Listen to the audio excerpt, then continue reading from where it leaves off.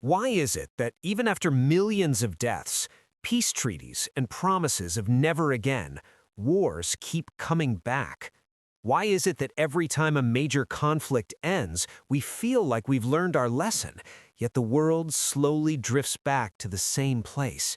Does humanity truly learn from history, or do we just change the names, the speeches, and the justifications to repeat the same mistakes?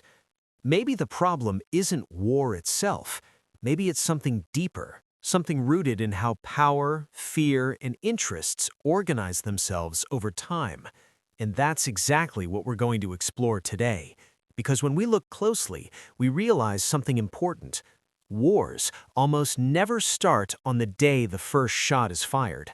They begin before that, long before that. If you want to understand what's really happening behind global events, subscribe to the channel. Here, we connect past and present so you can see beyond the headlines. Every time a great war ends, the same collective hope emerges.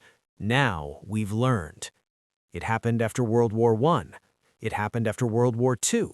Treaties were signed, international organizations were created, peaceful speeches echoed across the world. And yet, a few decades later, new conflicts appeared, new enemies were defined, new justifications were built. So maybe the uncomfortable question isn't just why wars happen. Maybe the real question is, why does peace almost never last? History reveals a troubling pattern. Wars rarely begin because of pure hatred, ideology, or impulsive decisions. More often, they emerge from a mix of strategic interests, fear, and power struggles.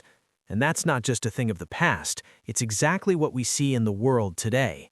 The language changes, the logic doesn't.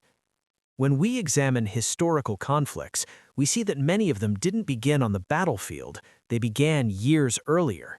In economic decisions, fragile alliances, silent rivalries, and disputes over influence.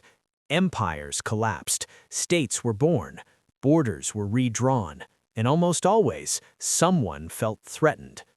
That feeling of threat is central, because in geopolitics, feeling threatened is often more powerful than actually being in danger. And this is where history connects directly to the present.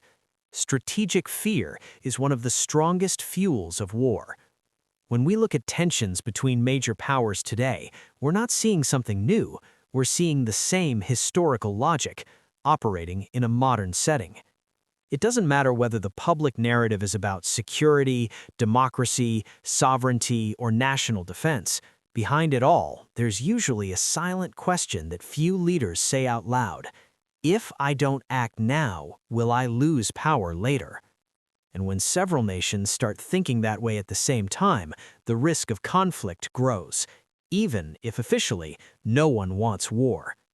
This doesn't mean war is inevitable, but it does mean that it doesn't disappear simply because we studied the past. History doesn't repeat itself exactly, it rhymes. Contexts change, technology changes, narratives change. But as long as interests, fears, and struggles for power exist, conflict will remain a real possibility. Maybe humanity's greatest illusion is believing that war is just an occasional mistake, a temporary deviation from the path.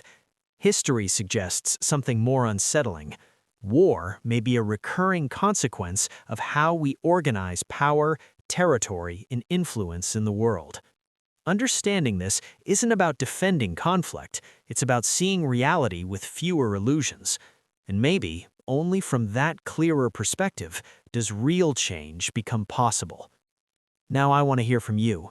Do you believe humanity can truly break this historical cycle?